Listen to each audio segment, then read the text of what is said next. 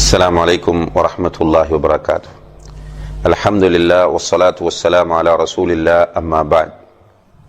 அன்புள்ள சகோதர சகோதரிகளே, இந்த தெளிவு நிகழ்ச்சிக்கு வந்திருக்கின்ற இன்னும் ஒரு சந்தேகம், தொழுகையில் கலா இருக்கிறதா என்பது. இந்த கேள்வி பரவலாக கேட்கப்படக்கூடிய ஒரு கேள்வியாகவும் சந்தேகமாகவும் இருக்கின்றது.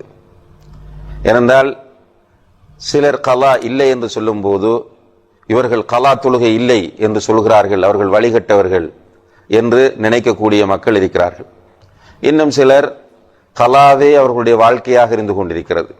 எந்த ஒரு தொழுகையும் ஜமாத்தோடு தொழமாட்டார்கள், உரிய நேரத்தில் தொழமாட்டார்கள், எப்போது பார்த்தாலும் அவர்கள் கலா. ஒரு சிலரை பார்க்கிறோம், இஷாவுக்கு மஸ்ஜிதுக்கு வருவார்கள், வந்து மக்ரிப், அசர், லுஹர், ஃபஜ்ர் எல்லாமே கலா செய்து விட்டு போகக்கூடிய கூட்டத்தையும் பார்க்கிறோம். இப்போ இதில் இஸ்லாத்தின் சரியான நிலைப்பாடு என்ன என்பதை நாம் புரிந்து கொள்ள வேண்டும்.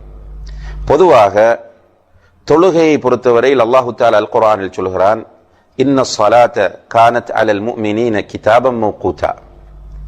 தொழுகை என்பது நிச்சயமாக மூமின்கள் மீது நேரம் குறிக்கப்பட்ட ஒரு கடமையாக இருக்கிறது. இப்ப தொழுகைக்கென்று நேரம் குறிக்கப்பட்டிருக்கிறது. யாரால் குறிக்கப்பட்டிருக்கிறது? அல்லாஹு தஆலா அதற்குரிய நேரத்தை குறித்து தந்திருக்கிறான். இப்போ லுஹர் என்றால் அதற்குரிய ஆரம்ப நேரம், அதனுடைய முடிவு நேரம். அசர் ஆரம்ப நேரம், முடிவு நேரம். மக்ரிப் ஆரம்ப நேரம், முடிவு நேரம். இஷா ஆரம்ப நேரம், முடிவு நேரம். ஃபஜ்ர் ஆரம்ப நேரம், முடிவு நேரம் என்று அல்லாஹ்வினால், அல்லாஹுடைய தூதரின் மூலம் இந்த நேரம் நமக்கு நிர்ணயித்து தரப்பட்டிருக்கிறது. நேரம் நிர்ணயித்து தரப்பட்டிருக்கும் போது அந்த நேரத்தில் நாம் அந்த தொழுகையை நிறைவேற்றி விட வேண்டும். அதிலும் குறிப்பாக முதல் நேரத்தில் தொழுவதுதான் சிறந்தது, அஃதலுல் அமால், அமல்களிலே மிக சிறந்தது என்று நபிகள் நாயகம் ஸல்லல்லாஹு அலைஹி வஸல்லம் அவர்கள் சொல்கிறார்கள். முதல் நேரத்திலும் ஆண்களை பொறுத்தவரையில் ஜமாத்தோடு தொழுவதுதான் சிறந்தது.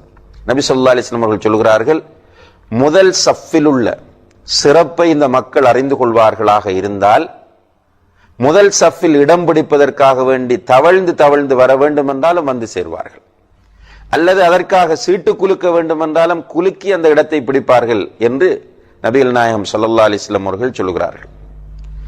அதே போன்று சொன்னார்கள், நான் வீடுகளில் பெண்களும் சிறுவர்களும் இல்லை என்றிருந்தால் பள்ளிவாசலில் ஒருவரை இமாமாக நியமித்து விட்டு இந்த வீடுகளை போய் எரித்து விட ஆசைப்படுகிறேன்.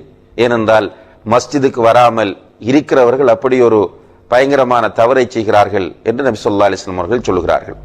எனவே ஜமாத்தோடு முன்சஃபிலே தொழுவதுதான் மிக சிறந்தது என்பதை நாம் புரிந்து கொள்ள வேண்டும்.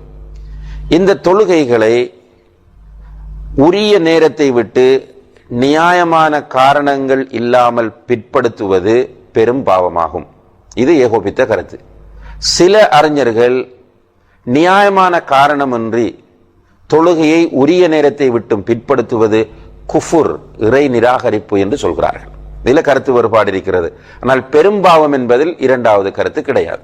நியாயமான காரணம் என்ன? இரண்டு காரணங்கள் தான் நியாயம்.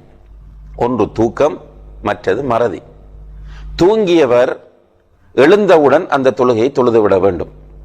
உதாரணமாக வளமையாக ஃபஜ்ர் தொழுகையை உரிய நேரத்தில் தொழக்கூடிய ஒருவர் பயண களைப்பினால் அல்லது வேலை பழுவினால் அசந்து தூங்கி விட்டார்.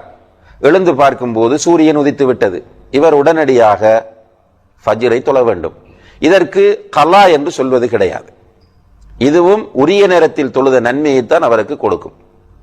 இரண்டாவது தொழுகை விடுவதற்குரிய, உரிய நேரத்தில் விட்டு பிற்படுத்துவதற்குரிய நியாயமான காரணம் மறதி.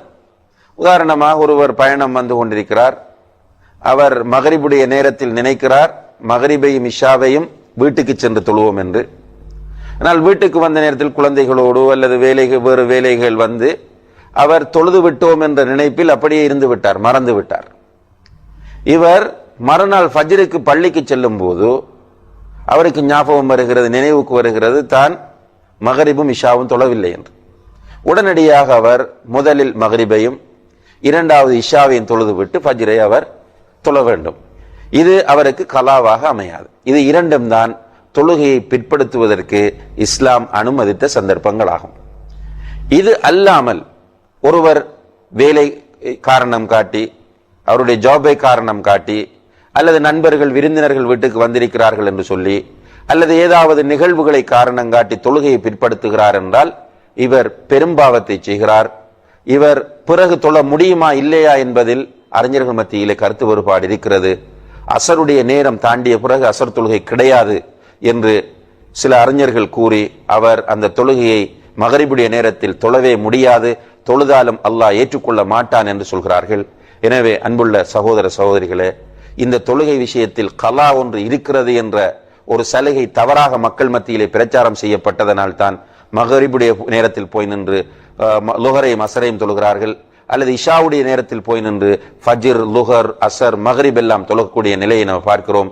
எனவே இது தொழுகையில் ஒரு பொடுபோக்கையும் அசம்பந்தமான நிலையும் உருவாக்கக்கூடியது. கல்லா தொழுகை என்று ஒன்று கிடையாது என்பதுதான் சரியான கருத்து. வல்லாஹு தஆலா அலம் வ ஆகிரு தஅவானா அனில் ஹம்துலில்லாஹி ரப்பில் ஆலமீன்.